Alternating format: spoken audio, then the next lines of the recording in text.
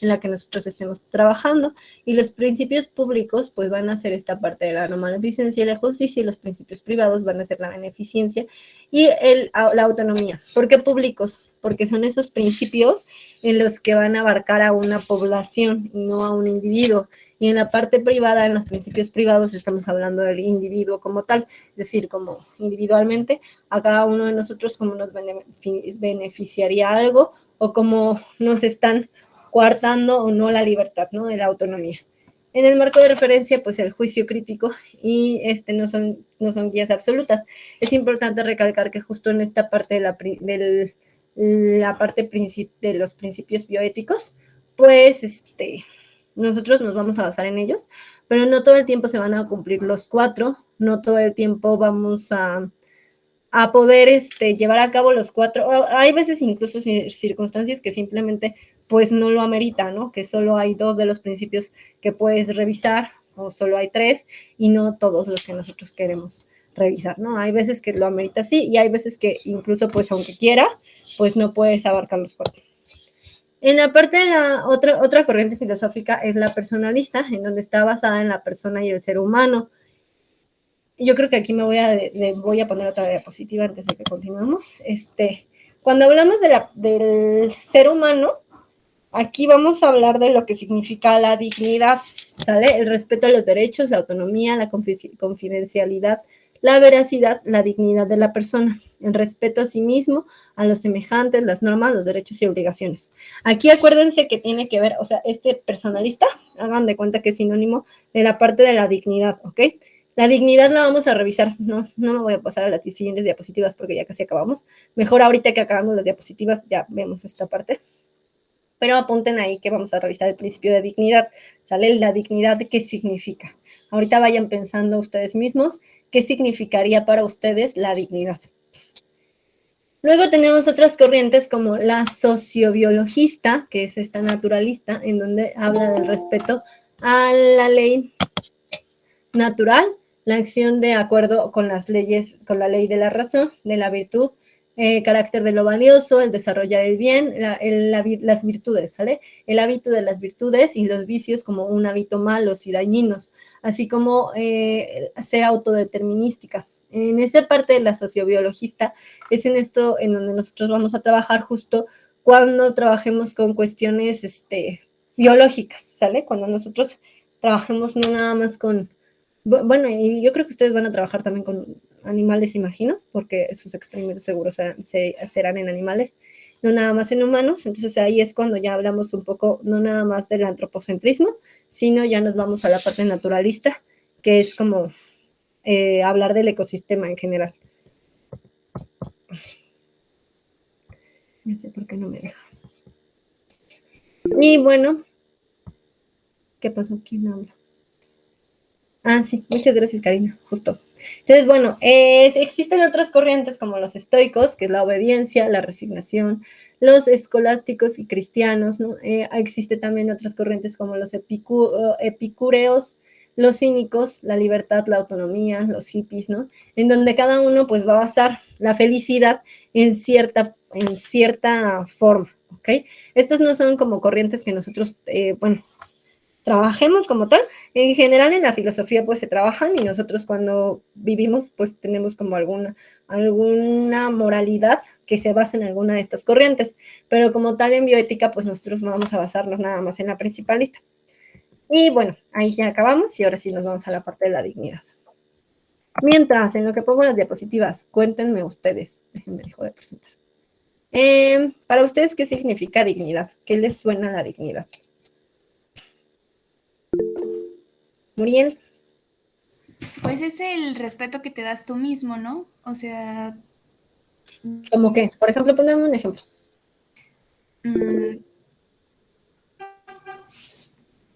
Por ejemplo, estás como en una situación en donde ves que te están como tratando mal o algo así y tú lo sabes, entonces yo creo que es cuando tú no te vas es como no tienes como dignidad, ¿no? Porque ese respeto tú tienes que dártelo primero, entonces tienes que irte de ahí, ¿no? Porque ahí ya no te están respetando. O sea, Para que tú tengas dignidad, entonces, ¿qué también tienes que hacer, que tener? ¿Qué otro valor tendrías que tener?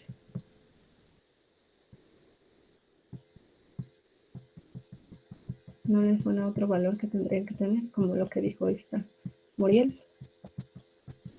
Bueno, entonces vamos con quién era el que me dijo, quién quería hablar. Cristian.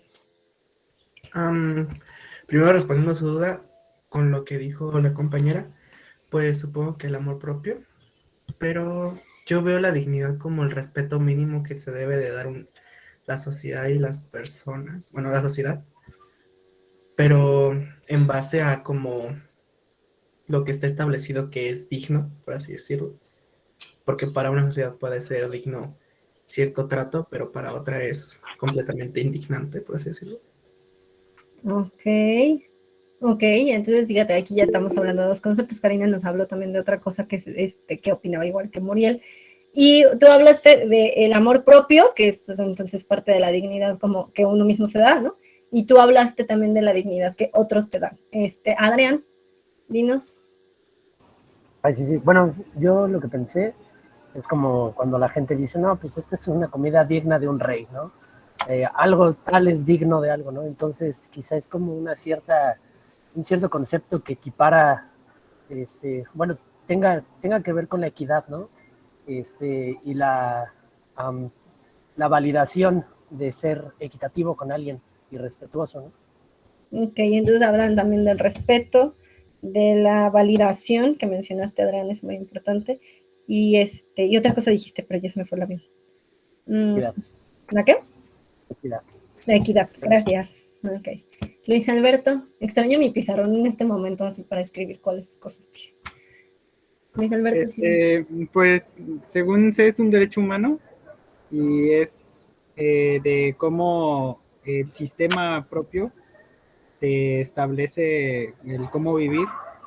En algún momento platiqué con mi hermana sobre un asunto que en ese momento estaba muy de moda, que era cuando los robots empiecen a quitar el trabajo a las personas. Y ella me comentó que ese es un problema con la dignidad de los humanos, porque todos los humanos tenemos el derecho a trabajar y eso nos aumenta la dignidad de cada uno de nosotros. Y bueno, supongo que alguna de esas cosas tendríamos que tomarlas en cuenta en algún experimento o lo que sea.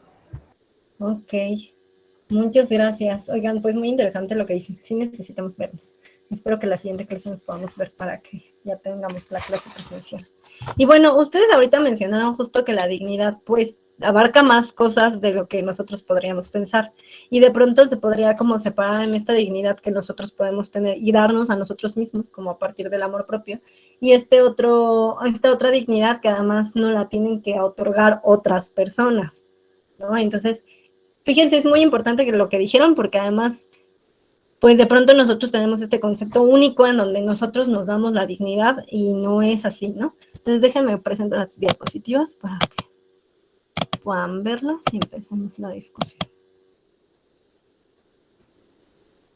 ¿Ya pueden verla? Sí. Okay. Entonces, bueno, aquí nos habla de dos conceptos de dignidad, no son los únicos. Acuérdense que estas diapositivas, bueno, a partir de aquí ya todo el material que tengo es material que me han otorgado los maestros de bioética, muy amablemente. Entonces, bueno, el doctor José Salvador Arellano es el actual director de la Facultad de Filosofía y justo habla de la ética, ¿no? Entonces, habla de estos dos conceptos diferentes de la dignidad, que ahorita vamos a platicar de otros, no nada más hay dos. Ay, no me quiere aparecer el siguiente, porque no le he dado el siguiente. Bueno, esto aparece desde la antigua Grecia, no es como que este concepto nosotros lo trabajemos desde ahorita, sino que aparece desde cuando existía Aristóteles y Platón, y justo ellos dos son los primeros que trabajan como con este concepto. Entonces, bueno, la dignidad en los elementos mínimos, pues tiene que ver justo con la racionalidad, la autonomía, ¿no? La seguridad personal, seguridad de bienes, la seguridad de elección de vida. Fíjense que justo como ustedes dijeron, no es nada más que nosotros nos los otorguemos, sino que hay veces que nos lo tienen que otorgar otras personas, terceras personas.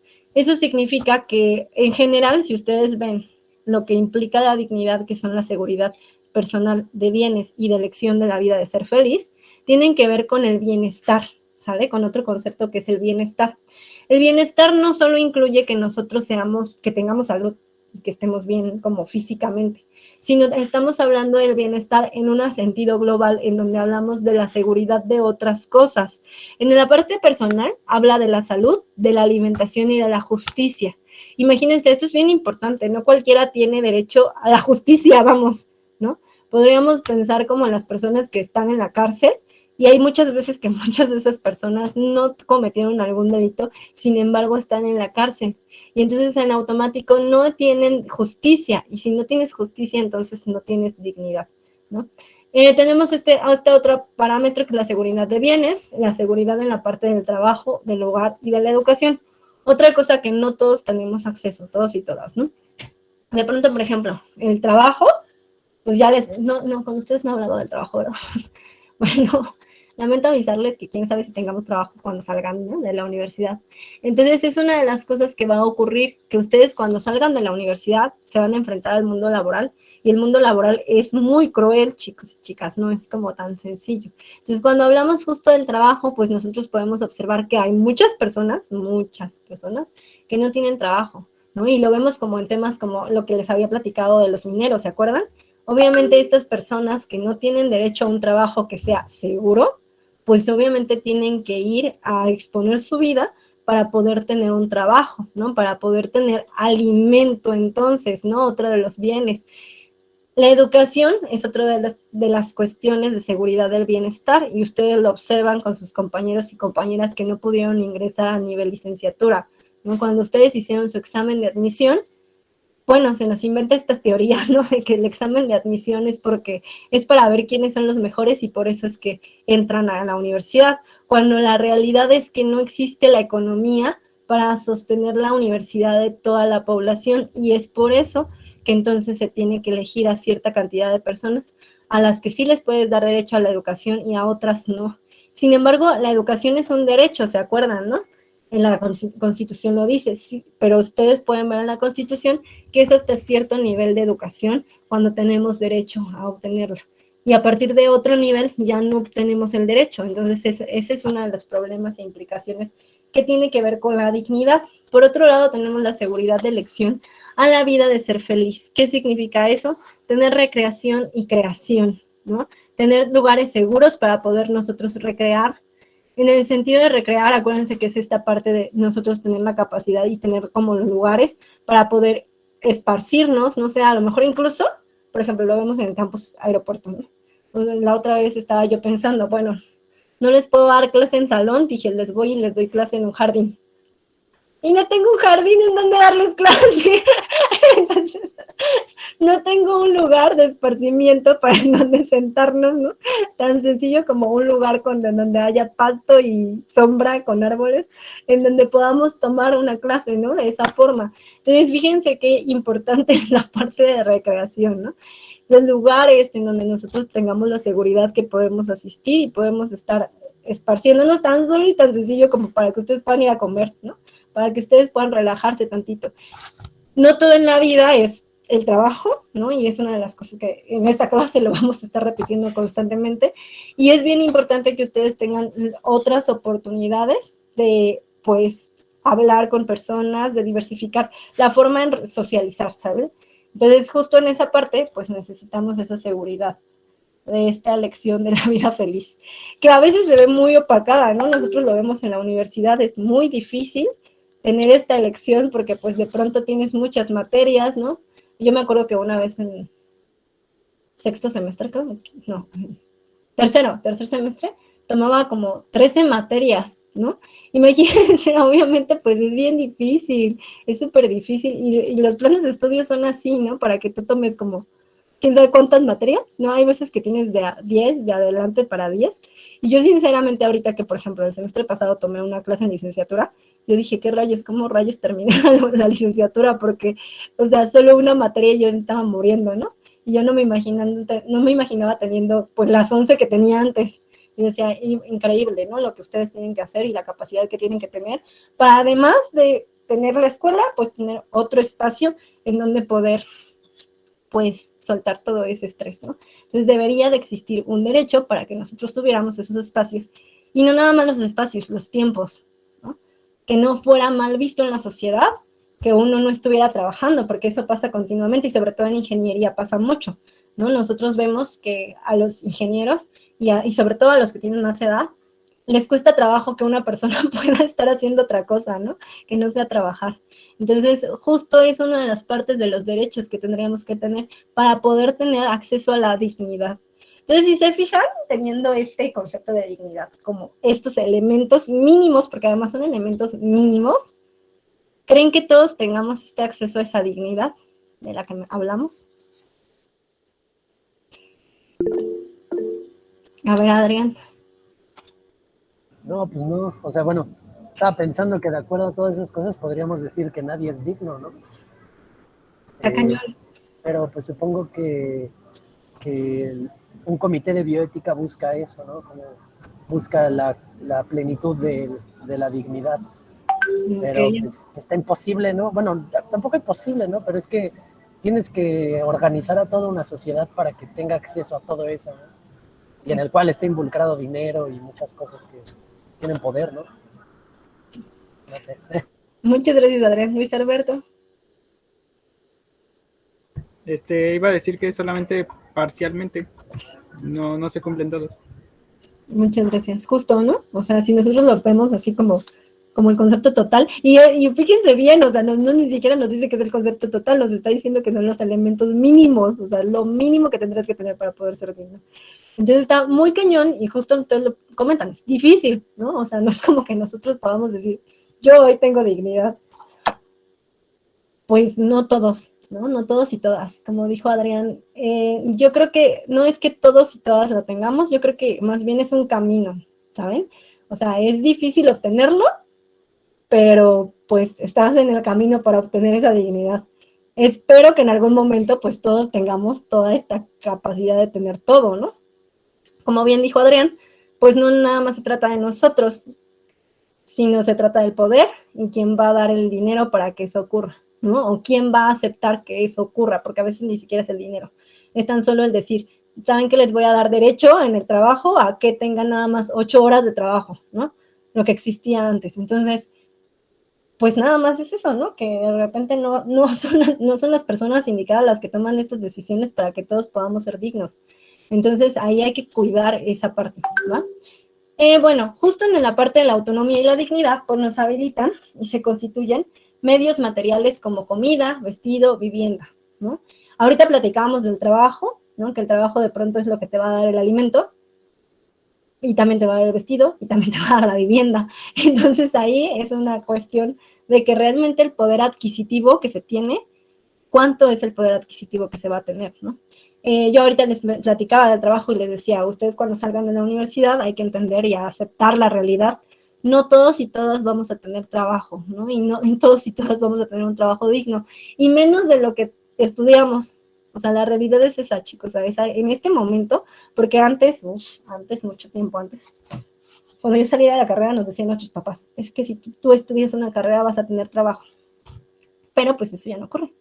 O sea, hay que aceptar que eso no va a ocurrir y está cañón, o sea, por lo menos, por ejemplo, de mis compañeros de la universidad, de mis amigas que somos 5,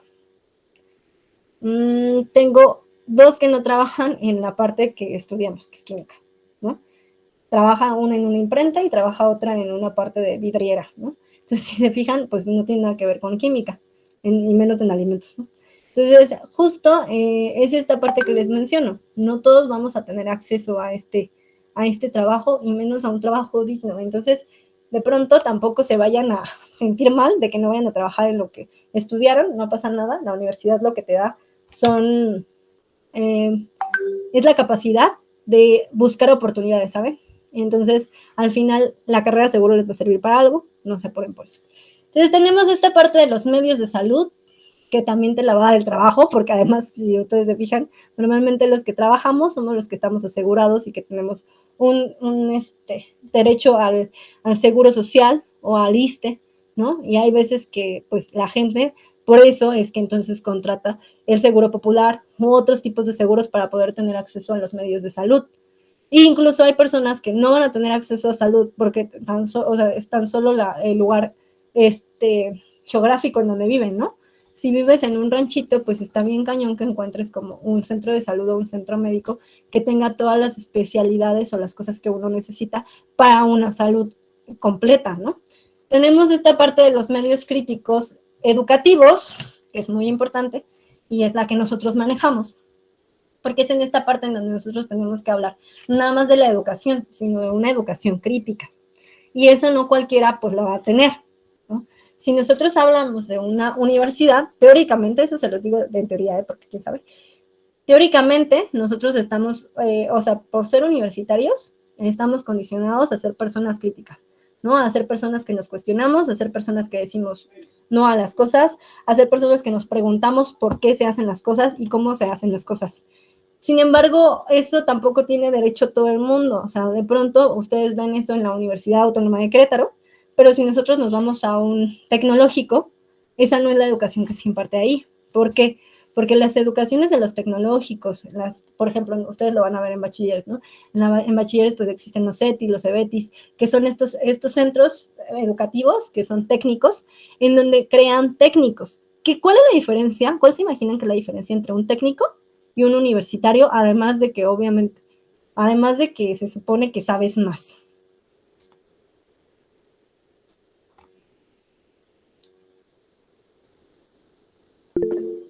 Cristian. Tal vez, o sea, es de lo que he escuchado en redes sociales, de un técnico es como especializado en un tema, pero es como si un universitario tuviera más profundidad en ello y el técnico es como por encimita, por así decirlo. O sea, uno sabe los conceptos preliminares y otro sabe cómo aplicarlos súper bien, pero al parecer están contratando más técnicos que universitarios porque a los técnicos se les puede pagar menos. Detalles importantes en la vida. Gracias, Cristian. Luis Alberto.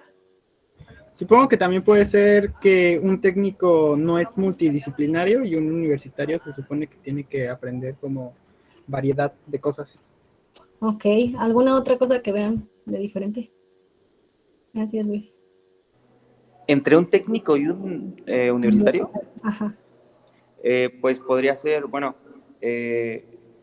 un técnico puede como referirse a los procesos como tal, ¿no? Como a algo más en tema de mano de obra, no sé si me explique, y un universitario, bueno, ya alguien con una carrera universitaria, un ingeniero en nuestro caso, va un poquito más enfocado como a la teoría, ¿no? Yo así lo veo, no sé cómo puede ser. Ok, bueno, sí, justo se repiten cosas, ¿no? Que es esta parte de que nosotros vemos como el fondo, ¿no? Nosotros sabemos el fondo de las cosas, nosotros sabemos por qué. O sea, cuando nosotros tomamos 20 materias al principio, ¿no? Que son de tronco común, en donde nos dan química, biología, no sé, ¿qué les dan a ustedes? Les dan como cosas de electricidad, no sé, muchas cosas, ¿no? Que te dan las bases. ¿Por qué son tan importantes las bases? Porque a partir de eso nosotros podemos buscar la solución a problemas. Después de ahí, obviamente, tomamos 20,000 materias también, que ya son más especializadas, que son más prácticas, como dijo Karina, ¿no? Ahí ya nosotros ya nos medio especializamos, en así decirlo. Luis Alberto dijo algo importante también, o sea, en realidad nosotros no nos especializamos, nosotros somos generales, ¿no? Sabemos varias cosas de todo, no sabemos una sola cosa, ¿no? No sabemos así como específicamente de algo. Eso lo vamos haciendo después, ¿no? Ya cuando si nosotros vamos a trabajar en investigación, por ejemplo, pues nos vamos especializando y más y más y más. Sin embargo, durante nuestra formación no es así. Y esto no es por discriminar, ¿eh? Las dos van a servir. Y es muy importante, justo como dijo Cristian, una de las cuestiones y de las problemáticas es que las empresas van a contratar más técnicos que profesionales, ¿no? Más técnicos que universitarios. ¿Por qué? Porque les van a pagar menos y van a trabajar lo mismo. En teoría, van a trabajar lo mismo porque siempre van a tener algún universitario, por lo menos, que les saque de problemas, porque ahí sí van a necesitar de alguien que le pueda sacar de problemas y que además tenga una cédula profesional, ¿no? Para nosotros, lo que nosotros valemos es pues por nuestra cédula profesional, por el número que te dice qué profesionista eres, ¿no? Porque además hay que entender que justo por eso caen responsabilidades, o sea, la educación tiene que ver con la responsabilidad de algo. Tú no vas a contratar a un técnico para hacer un avión, ¿no? O sea, además de un técnico vas a necesitar a ingenieros que realmente hagan los cálculos y que estén seguros que no se te va a morir la gente cuando salga el avión. Entonces, justo tiene que ver con esa responsabilidad que nosotros estamos asumiendo por ser universitarios. No es cualquier cosa, si se fijan. O sea, neta tienen en sus manos vidas, ¿no? Y es muy importante. Entonces, justo estos medios críticos de educativos, pues tiene que ver con eso, que la educación sea crítica. No cualquiera tiene acceso a educación, o sea, la verdad es que lo vemos y lo platicamos hace rato, ¿no? Hace como 3 años o 4, la verdad no les voy a mentir, no me acuerdo hace cuántos años, pero bueno, hace unos ayeres hice algunos estudios en donde justo veíamos cuántos entraban y cuántos salían de la universidad, o más bien cuántos hacían el examen Excoba para poder entrar a la universidad y cuántos pasaban, ¿no? Y nos salía que en total 1 de cada 4 personas era quien ingresaba a la universidad. Entonces, fíjense, es bien poquita la población que tenemos en la universidad, ¿no? 1/4 parte en la población que intenta ingresar, porque además hay otra población que obviamente ni siquiera lo va a intentar. Entonces, somos muy privilegiados porque además tenemos por lo menos esta, ¿no? Nosotros ya cumplimos con las partes de la dignidad. Luego tenemos los medios recreativos, que es lo que platicábamos, los espacios de esparcimiento, ¿no? Por ejemplo, a ustedes también, no sé si allá en campus de aeropuerto exista un gimnasio. ¿Sí tienen gimnasio? Sí, ¿no? Según yo sí. No, Daniel, no sé si seas Daniel o seas otra persona. Estamos Daniel y Josué. Estamos en el ¿Tú eres aeropuerto. ¿Tú eres Josué? ¿Sí? No, Yo soy Daniel. Ok, vale. Bueno, muy bien. Entonces, Yo soy Josué.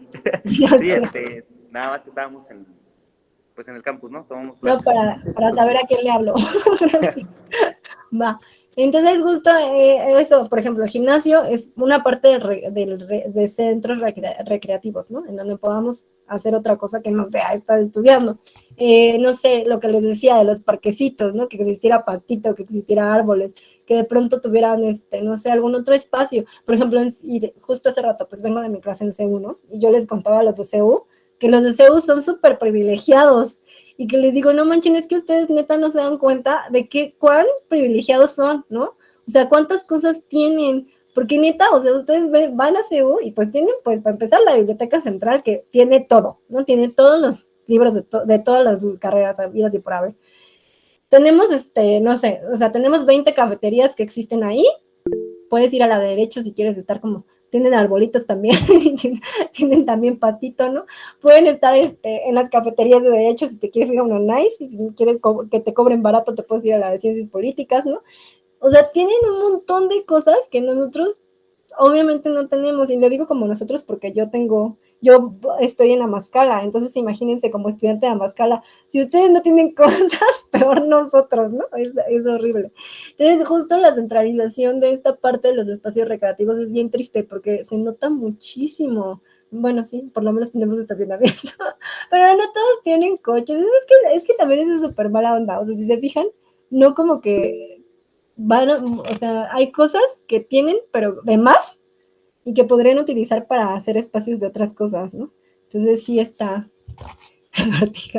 sí, tienen muchas cosas ahí. Bueno, diversidad biológica ahí sí tienen. Entonces, yo también, allá en Amazcala también tenemos un montón de diversidad. Bueno, tenemos los medios de democracia. Los medios de democracia también van a formar parte de la dignidad. Esto es importante porque obviamente no en todos los lugares va a existir. Allá en CEU doy la clase de responsabilidad universitaria y les explico más o menos cómo funciona la universidad, ¿no?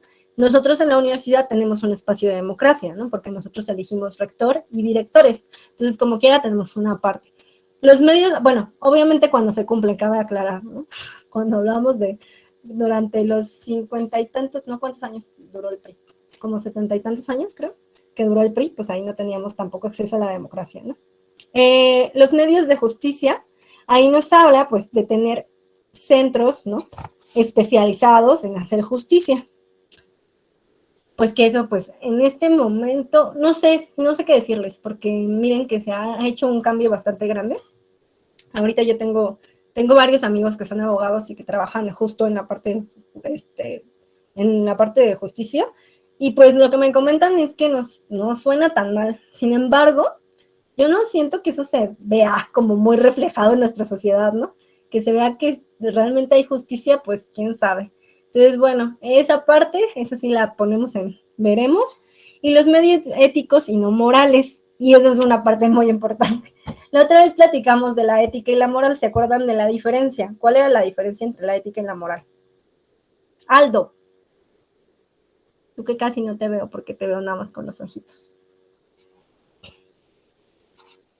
Creo que es una foto de Aldo porque ni siquiera se mueve.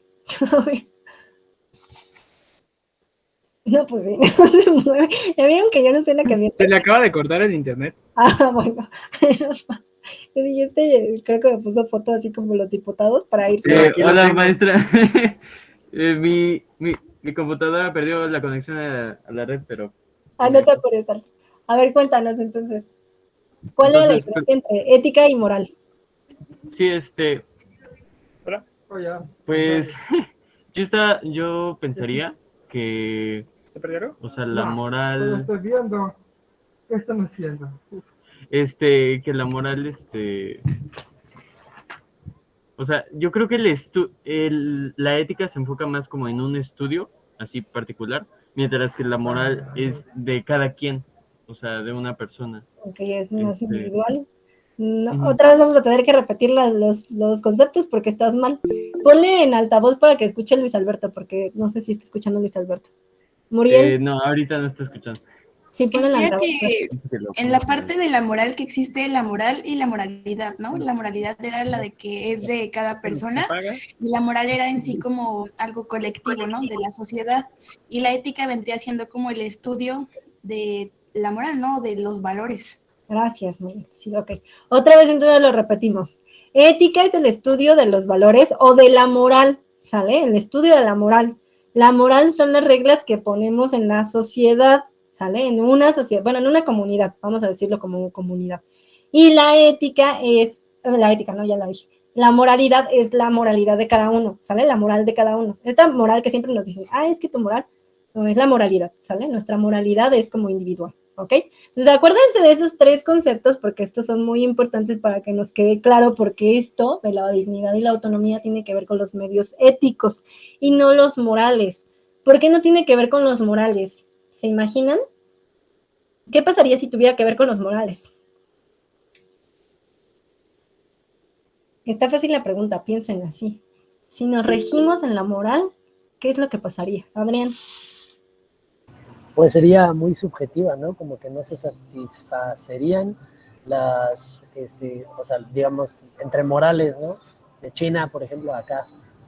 Ok. O entre budistas, ¿no? Y católicos. O sea, incluso no sería laica, ¿no? Los medios. Muchas gracias, Adrián. Muy importante eso de que no sería laica. Cristian. Justo iba a decir eso, es que como tal, los medios morales, intervienen pues completamente la religión y el proceso que tú has tenido y es algo muy personal, pero ya hablando de parte ética ya sería laico, sería justo y cosas por el estilo. Claro, Cristian. Y justo ahorita ustedes dijeron que tendría que ver con la religión y entonces nosotros nos podríamos pensar, si tuviera que ver la autonomía y la dignidad con los medios morales, estaríamos en el siglo XVI. Así de sencillo, ¿no? Nos regiría la iglesia, ¿no? Nosotros no tendríamos una democracia porque en realidad quién sabe si existiría, ¿no? No sé, seguiríamos con estas costumbres en donde a las mujeres creían que eran brujas y si pensaban o preguntaban algo, ¿no? O en estas cuestiones, ¿no? En donde, pues, discriminabas totalmente a las personas, simplemente por quiénes eran. Entonces, no nos podemos regir en la autonomía y la dignidad por los medios morales, sino por los éticos. Porque los éticos, acuérdense que cuando hacemos ética, nos quitamos de nuestra cabeza y de nuestros sentimientos todas esas cosas que nos han dicho nuestros papás y la sociedad en general, ¿no? Y entonces la quitamos y la hacemos a un lado para poder intervenir y pensar qué es lo que debería de ser. Acuérdense que en la ética lo que se hace es buscar una utopía, es pensar qué sería lo mejor para todos. Si nosotros pensáramos en la dignidad, Entonces, ¿qué sería lo que tendría que pasar realmente? ¿Cómo se imaginan un mundo en donde todos tuviéramos dignidad? ¿Qué pasaría? Alberto.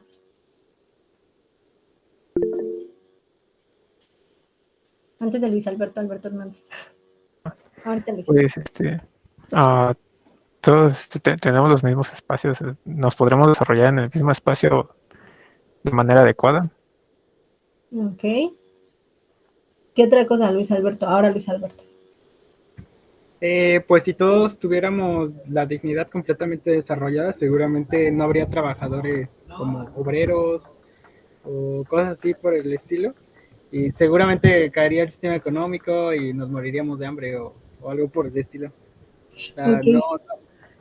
no funcionaría al final. Luis Alberto es muy capitalista. Bueno, Cristian. Estoy en desacuerdo con mi compañero porque, o sea, sí habría obreros y todo el estilo, pero Espérame, tendrían un trato justo. déjame repetir la pregunta porque Adrián no sabe. La pregunta es, ¿qué pasaría si todos en la sociedad tuviéramos dignidad? Ok, Cristian, continúa. Sí que no estoy en acuerdo con lo que dijo mi compañero, porque sí había obreros, porque los obreros son muy importantes, son la base de la sociedad, y los trabajadores que no son tan reconocidos como, digamos, un ingeniero al personal de limpieza, siguen siendo igual de importantes, pero no se le da el trato justo que son merecidos, por el mismo hecho de que, ay, es que tú no estudiaste de más, o no sé qué, pero su trabajo sigue siendo valioso para esta sociedad, entonces tendría que ser remunerado equitativamente, bueno, no equitativamente, pero sí conforme ellos trabajen y sea su trabajo importante.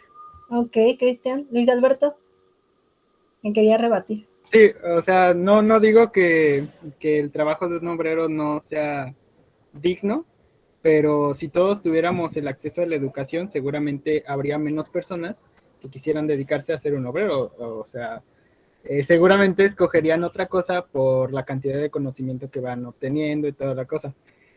Igual yo comparto como este pensamiento de querer llegar a esa sociedad utópica, pero digo que seguramente no funcionaría, al menos hasta el momento en el que estamos como humanidad, en el que no tenemos desarrolladas máquinas que hagan las cosas que nosotros no quisiéramos hacer si tuviéramos la oportunidad de no hacerla. Ok. Adrián, ahorita te vuelvo a dar la palabra, Cristian. Bueno, es que ya entré más o menos en confusión, ¿no? Porque pues sí, como que todo esto está recayendo en el sistema capitalista, ¿no? Como que ya al capitalismo le estamos atribuyendo la falta de dignidad, y digamos, si hubiera dignidad en un sistema capitalista, no habría necesidad de estar hablando de un obrero, ¿no? O clasificar al obrero como tal. Quizá el obrero quizá tendría sus estudios y no se le llamaría obrero, ¿no? Sino una persona especializada en lo que hace un obrero. Si me explico, no habría la necesidad de tener que pensar que está por debajo de algo, ¿no? Y por lo tanto también retribuirle de una forma equitativa, como dijo Cristian. Ok, Adrián. Vamos primero con Cristian y después con Karina. Me gustó mucho su punto. Y, o sea, también lo que iba a decir es que, digamos, en nuestra mentalidad siempre está como el ser el número uno, tener un mejor trabajo que tal persona. Quiero tener un puesto alto, entonces va a haber puestos bajos. Pero en otra mentalidad, según yo, en Asia más o menos, bueno, más bien es China específicamente, es más trabajo en equipo que trabajo de uno solo. Y no, y hay personas que en vez de querer ser el número uno, quisieran ser el número dos, el número tres, porque ven que es un trabajo, bueno, es algo digno de esa persona. O sea, no hay problema con trabajar en un puesto del número tres. Va, Cristian. Gracias. Karina. No me voy a escuchar muy bien porque ando súper ronca, pero ahí les va. Porque está chido esto. A ver, yo creo que o sea, yo creo que Luis Alberto tiene toda la razón. O sea, es algo que no puede existir. Sí podemos nosotros idealizar una sociedad donde todos vivamos equitativo, ¿cómo dijiste? Equitativamente, donde cada quien se le retribuye lo que tiene. Equality creo que era. Y pero, o sea, piensa en dignidad, o sea, se supone que estábamos viendo que dignidad, o sea, no solo habrá de lo que se tiene. O sea, de dignidad estamos hablando de seguridad personal, seguridad de los bienes y que nosotros elijamos ser felices, ¿no? O sea, entonces, a ver, ponte a pensar, ¿tú dejarías que alguien más tome el lugar número 1 cuando tú muy bien podrías alcanzarlo? Yo creo que ahí empezaría el problema. O sea, es que ya empiezas tú a ser egoísta. No olvides que el ser humano sí es egoísta. O sea, sí tiene su lado negativo. Entonces, no va a ser como muy fácil llegar allá. O sea, es una utopía bien chida y bien linda, ¿no? Pero realmente no creo que lleguemos ahí. Porque todos tenemos esa parte de, no, yo quiero ganar, yo quiero ganar, yo quiero ganar. Y hay personas que sí, ¿no? Y dicen, yo quiero perder y yo voy a perder y voy a perder y voy a perder. Y así se la van a ir. Entonces, no creo que se pueda.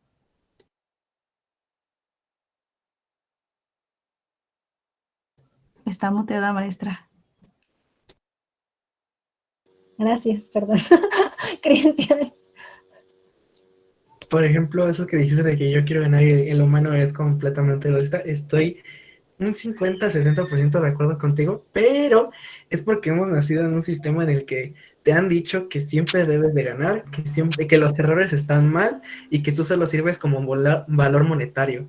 No solo somos monedas, eso quiero así ponerlo de pie, que no solo somos monedas y una persona puede tener una vida digna teniendo un salario no, no así como que muy grande ni muy chico, sino intermedio, pero que sea accesible para todos, por así decirlo.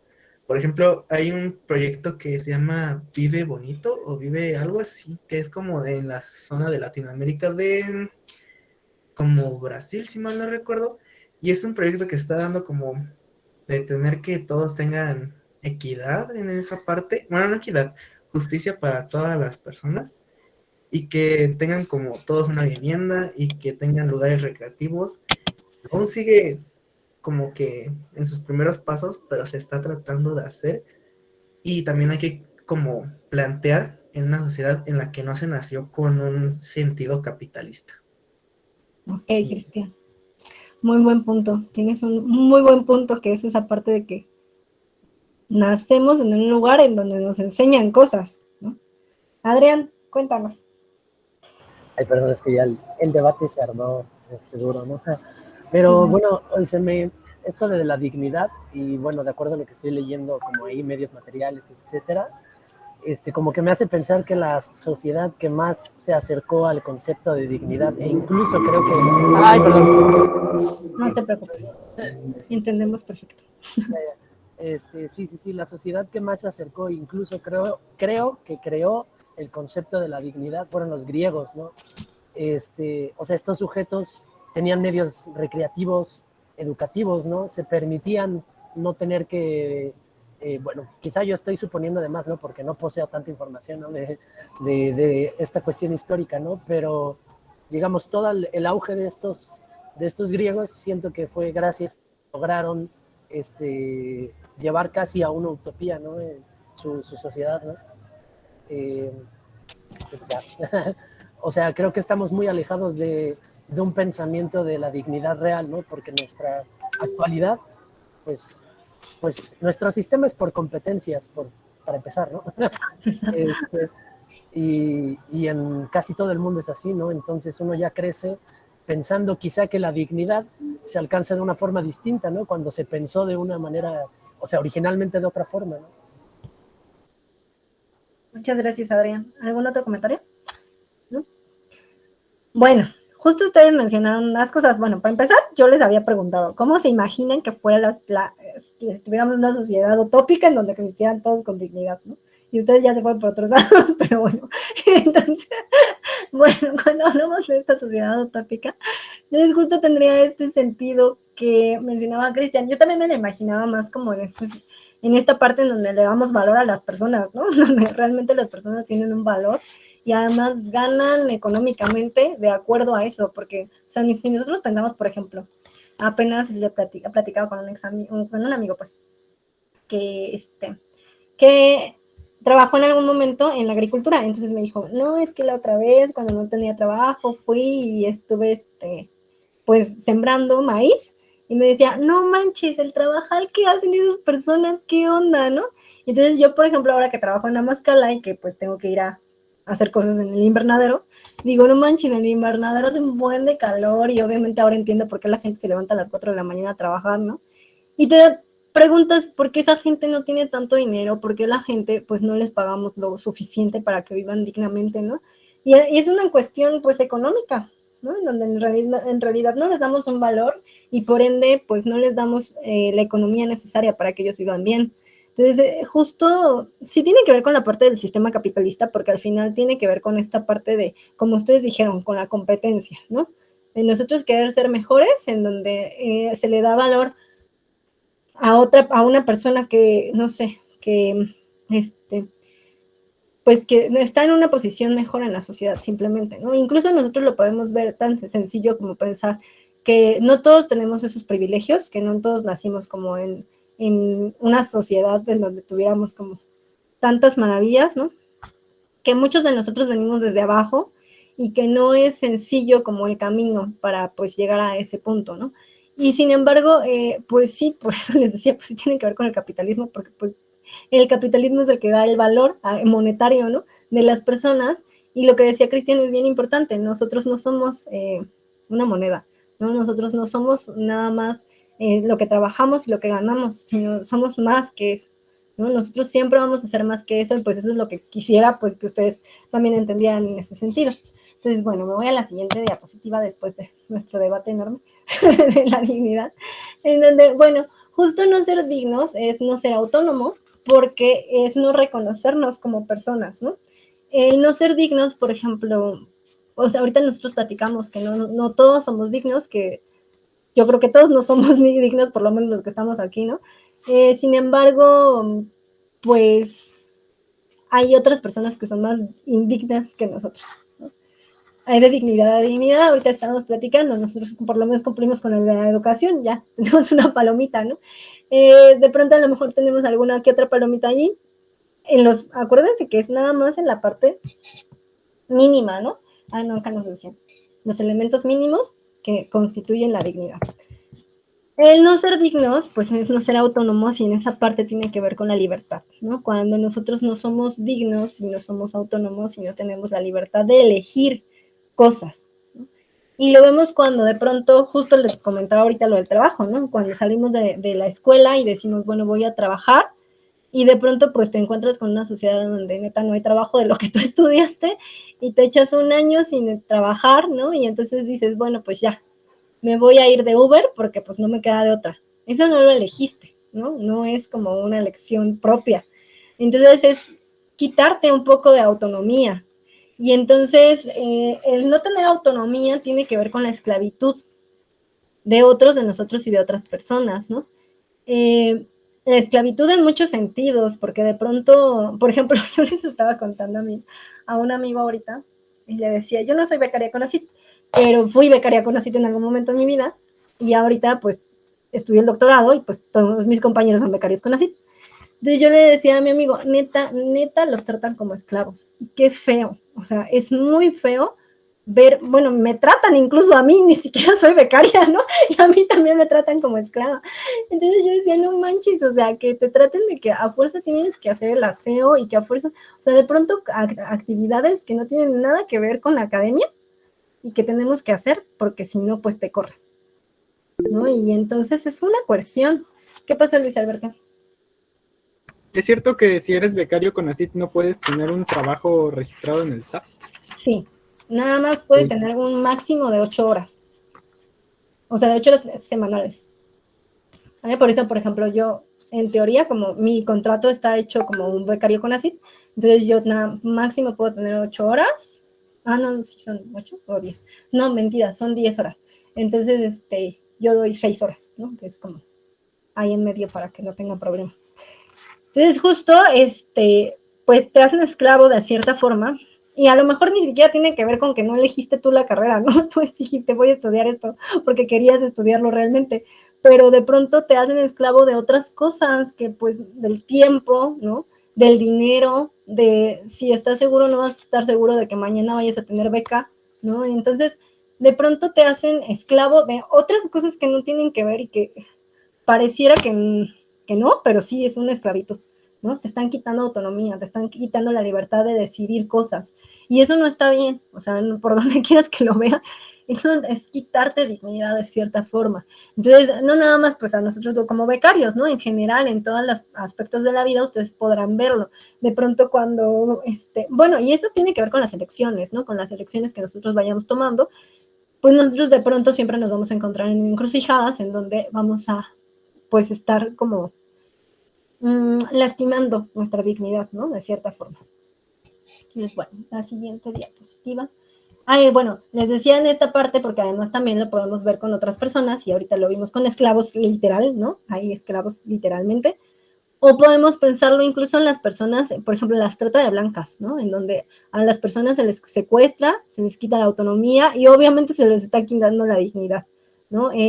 A los niños de la calle, nosotros podemos pasar por un semáforo y ver a niños en la calle pidiendo dinero y esas personas tampoco los estás viendo. Y se acuerdan que también ser ignorado es parte de no reconocer la autonomía y de quitarle dignidad a una persona, ¿no? Entonces, cuando nosotros vamos en el coche y de repente no volteamos a verle la ventana porque no queremos ver a la persona, estamos quitando dignidad, ¿sale? Entonces, si se fijan, nosotros también somos parte de este ciclo. No es que nosotros seamos a las personas que les quitan la dignidad nada más, ¿no? También estamos del otro lado a veces. Nosotros a veces también estamos quitando la dignidad de otras personas y ni siquiera nos damos cuenta. Entonces, es bien importante que reflexionemos en esa parte porque pues imagínense, si no, pues es un ciclo de nunca acabar, ¿no? Sería como, pues que siguiéramos viviendo así súper tranquilos y no pasara nada. Una nación no debe juzgarse por cómo trata a sus ciudadanos con mejor posición, sino cómo trata a los que tienen poco o nada. Es bien importante esto que nos dice Nelson Mandela. ¿Sí conocen a Nelson Mandela? Luis Alberto, ¿nos puedes ilustrar? Pues fue el presidente de Sudáfrica, estuvo encarcelado y tiene una historia acá conmovedora, Premio Nobel de la Paz o algo así. Muchas gracias, Luis Alberto. Karina nada más lo conocía de nombre, bueno, ahorita ya lo conocí, por lo menos de foto.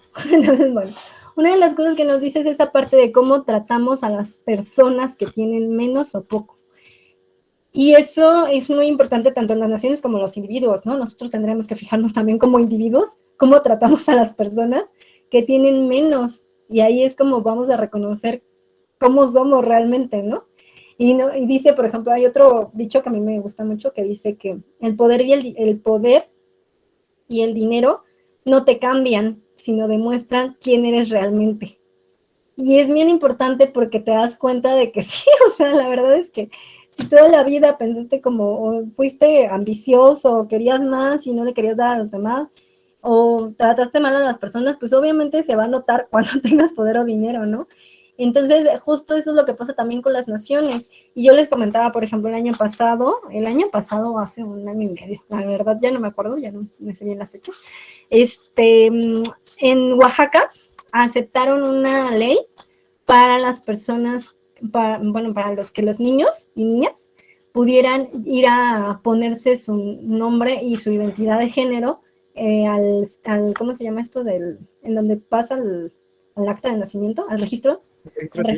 Al registro civil, sí. A cierta edad. Es decir, cuando ellos y ellas pudieran decidir quiénes querían ser, ¿saben? Y eso está bien interesante y bien bonito porque, pues, es mínima la población que existe que es trans o que tenga de pronto alguna preferencia sexual diferente o no binaria, ¿no? Y no se les da la oportunidad de que ellos puedan aceptarse y pues decir quiénes son realmente. Entonces, en Oaxaca, y yo les comentaba a sus compañeros y compañeras, ¿no? Pues pasan muchas cosas así. La verdad es bien bonita Oaxaca porque hay muchas leyes que se fijan en las minorías. Y nosotros, o sea, en general todo México, tendría que estarse fijando qué hace Oaxaca para poder, pues, tratar de hacer lo mismo que ellos, porque la verdad es que pues es una sociedad muy distinta, ¿no?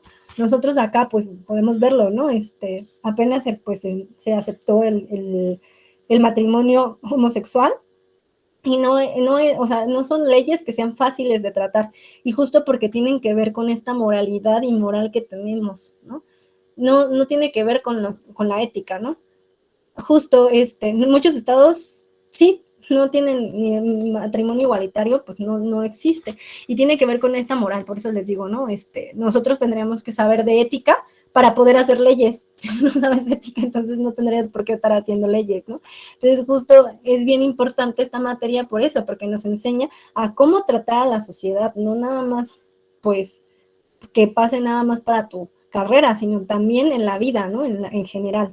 Entonces, bueno, hay otro de los dichos que nos dice aquí Eduardo Galeano, es de los pobres sabemos todo, en qué no trabajan, qué no comen, cuánto no pesan, cuánto no miden, qué no tienen, qué no piensan, qué no votan, qué no creen. Solo nos falta saber por qué los pobres son pobres. ¿Será porque la desnudez nos viste y su hambre nos da de comer? Y entonces es una crítica bien importante a la sociedad. No sé si hayan visto Parásitos. ¿Vieron Parásitos? La película de Parásitos. Algunos sí la vieron, otros no. Se las voy a spoilear, Luis, sorry. Bueno, en la de Parásitos, de pronto, o sea, es una crítica social, ¿eh? No crean que es como una película así como de algún género en especial, no, es una crítica y es muy interesante cuando tú la ves como una crítica social, en donde te demuestran que los parásitos no son los pobres, ¿no? En donde te das cuenta haciendo unas escenas cuando al final pasa una noche de lluvia, hay una familia que es pobre y hay una familia que es rica, entonces cuando hay una noche de lluvia muy fuerte, los pobres no tienen dónde dormir, ¿saben? O sea, su casa se inunda. Y entonces tú ves como a los ricos al otro día amanecen bien contentos y dicen vamos a hacer una fiesta. Y entonces te das cuenta de que es una crítica social fuerte porque dices, no manches, o sea, pasó una lluvia y entonces hay personas que no tienen que comer, ni tienen que vestir, ni tienen casa, y hay personas que no tienen, o sea, que pueden hacer una fiesta y felices de la vida y tranquilamente, ¿no? Entonces te das cuenta que los parásitos en realidad no son quienes tú pensabas, porque en la película todo el tiempo te están diciendo que los parásitos son las personas pobres. De pronto ya te das cuenta que en realidad la sociedad, pues es un parásito de las personas pobres. Entonces ahí es bien importante y bien interesante justo como criticarnos, ¿no? Y darnos cuenta de esa parte, de que gracias a los obreros que mencionaban, gracias a los campesinos que yo mencioné hace rato, nosotros teníamos comida, ¿no? Nosotros tenemos cosas con las que nosotros podamos vivir. Sin embargo, no los vemos como algo importante de la sociedad. Y eso es lo que nosotros tendríamos que estar criticando. ¿Qué valor le estamos dando a las personas que están haciendo cosas por nosotros, ¿no? Y nosotras. Entonces, justo ahí, esa es como una de las cosas que nosotros tendríamos que pensar. ¿A qué hora acaba la clase, chicos? A las 2, ¿verdad? Ok, bueno, acá nos menciona otra fotografía, ¿no? En donde nos dice, hola, sí soy México, así que según tú, yo soy dueño de mi destino y solo tengo que ponerme a trabajar para lograr una vida digna independientemente del gobierno. Entonces es una crítica también a nosotros, ¿no? Que no sé si hayan escuchado esta frase, ¿no? Tan común para todos y todas nosotras que nos dicen así como, el pobre es pobre porque quiere. Yo neta así cuando escucho eso siento así como que taladra el cerebro, ¿no? Porque es muy fea esa frase, o sea, ¿realmente el pobre es pobre porque quiere? ¿O porque no tiene los recursos? ¿O porque le tocó nacer en un lugar en donde neta no tiene oportunidades, ¿no? Porque no es sencillo tener las oportunidades, o sea, vamos a pensar en nosotros mismos y nosotras, ¿no? Por ejemplo, yo vengo de una familia de clase media, en ese tiempo, porque ahorita ya no existe la clase media, ¿no? Entonces, en algún momento fue la clase media, en donde, por ejemplo, mi papá era vendedor de Sabritas, aunque mis papás son dentistas, los dos son profesionistas, pues mis papás no trabajaron de dentistas, ¿no? Hasta apenas están trabajando de profesionistas, de lo que estudiaron. Soy la primera en mi casa que tiene una maestría, la primera en toda mi familia que está estudiando un doctorado, ¿no? Entonces, si ustedes se ponen a revisar sus raíces, vean todo lo que tuvo que pasar para que ustedes tengan la oportunidad que tienen el día de hoy, ¿no? Por ejemplo, mi abuelo, aparte de mi mamá, era campesino y trabajaba en un pueblito de aquí de San Juan del Río, ¿no? Era un campesino y tuvo que mudarse a Ciudad de México para poder darle una vida mejor a sus hijos. Entonces ahí tú te vas dando cuenta de que la historia y las personas que van pues progresando, no es cualquier persona, porque aparte, por ejemplo, mi abuelo sabía leer y escribir y contar. ya una cosa muy diferente a cualquier campesino, ¿no? Ya cuando tienes como ese grado de estudio, entonces sí puedes meterte a otra cosa y pensar que puedes avanzar. Pero si no tienes la oportunidad de saber leer, de saber escribir, de saber contar, ¿qué puedes hacer? ¿No? Entonces, fíjense muy bien en sus raíces, porque esas raíces les están dando la oportunidad que tienen el día de hoy y el día de mañana, porque nosotros no sabemos qué vayan a hacer el día de mañana, ¿no? Esperemos que todos tengan un futuro brillante y que sean muy exitosos y exitosas, y entonces realmente ahí acuérdense que vamos a ver qué tan buenas personas son, ¿no? Y qué tantos valores tenían realmente, o qué tanto les dejó la clase de bioética para saber cómo trascendieron con otras personas, ¿no? Lo que les decía yo, cuando nosotros somos universitarios tenemos la responsabilidad, no nada más, o sea, de vidas, literalmente, no nada más de que se mueran y vivan, sino cómo vamos a formar otras vidas, ¿no? Y yo lo veo ahorita yo, ¿no? Como maestra, yo tengo la oportunidad de darles este conocimiento a ustedes para que ustedes piensen de manera distinta, ¿no? Entonces, ese pensamiento que ustedes están creando el día de hoy, pues tiene que trascender en algún momento de la vida y tienen que voltear a ver a las personas que están alrededor y ayudarles, porque de eso se trata ser universitario, de trabajar en comunidad, de que nosotros ayudemos a las demás personas a que crezcan, ¿no? A que tengan esta dignidad de la que hablamos, que no es fácil de conseguir, pero que esperamos que todos tengamos, ¿no? Todos y todas tengamos. Entonces, pues lo justo nos dice el niño, ¿cómo explicarte que ni conoces ni entiendes realmente México? El que dices que es tu país. Somos más de 50 millones de pobres. Y lo podemos voltear a ver en nuestro estado, ¿no? Hay municipios en donde todas las personas, todos los hombres, tienen que emigrar para poder salir adelante, ¿no? Para que sus familias salgan adelante. Lo vemos en las noticias cuando hablamos de los mineros, ¿no? Todas esas personas que tuvieron que ir a morir a la mina para poder sacar a su familia adelante y que ahora además ya se quedaron sin sustento, ¿no? Porque las personas que están ahí siguen viviendo, siguen teniendo un futuro y no sabemos qué vaya a pasar con ellos y ellas. Entonces, México es bien diverso, pero no nada más hablamos del ecosistema que platicábamos de aeropuerto y Amazcala, sino también es bien diverso en esta cuestión de cuántas personas tenemos pobres y ricas. Y justo lo ven ustedes y lo vieron en algunas noticias, ¿no? Aparte tenemos a las personas más ricas del mundo aquí, de pronto, y tenemos a las personas más pobres y la mayor parte de la población es pobre. Entonces, justo la dignidad no es sencilla de obtener, pero pues creo que todos tenemos que trabajar para que todos y todas tuviéramos dignidad, no nada más unos cuantos, ¿no? Entonces, bueno, aquí nos vamos a quedar, chicos y chicas. La próxima clase me recuerdan que les tengo que hablar de las 4 partes de la dignidad. Y ya, ¿va? Porque eso no lo tengo en diapositiva, entonces se los voy a ir diciendo. Ok, la clase que nos vemos entonces es presencial, ok, el jueves que entra.